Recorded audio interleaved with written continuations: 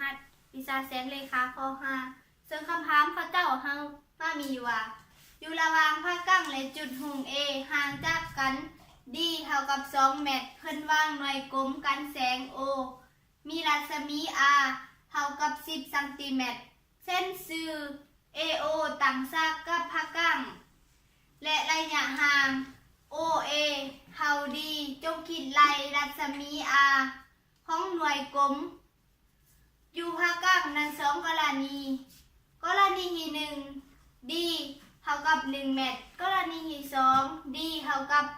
125เซนติเมตรซึ่งเราจะแต้มรูปได้ดังนี้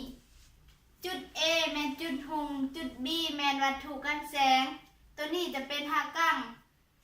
จุดหุงส่องแสงสวัตถุกันแสงจะเกิดเป็นเงาอยู่ภาคกลางซึ่งเขาจะทดสอบรัศมี R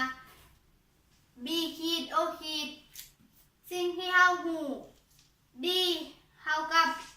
AO ขีดเท่ากับ2เมตร R เท่ากับ BO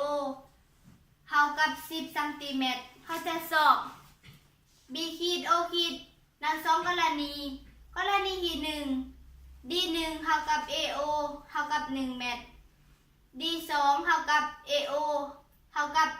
125เซนติเมตรถ้าจะแต้งมาเป็นเมตรจะได้ 1.25 เมตรซึ่งถ้าจะสอบ 5R R จะเท่ากับ B ขีด O ขีดซึ่งถ้าเฮาบนเลขเฮาคิดรายง่ายขึ้นเฮาจะมาแต้มรูป3แจจุด A จุด B จุด O B ขีด O ขีดซึ่งเฮาจะมานำสาระเกณฑ์ตาแลดเอารูปหน่อยส่วนถ้ารูปยาวเฮาจะมาแทนค่าได้ดังนี้แล้วเฮาจะมาฮ้อนเอา BO เท่ากับ AO ขีดคูณทาง BO ส่วนทาง AO กรณีที่1 D เท่ากับ1เมตรเฮาจะมา B1 ขีด O1 ขีดเท่ากับ D คูณทาง R ส่วนทาง D เท่ากับ2คูณ10ส่วนทาง1ซึ่งมันจะเท่ากับ20เซนติเมตรกรณีที่2 D เท่ากับ125เซนติเมตรเมตรเขาจะแตกมาเป็นเมตรมันจะได้ 1.25 เมตร B2 ขีด O2 ขีดเท่ากับ D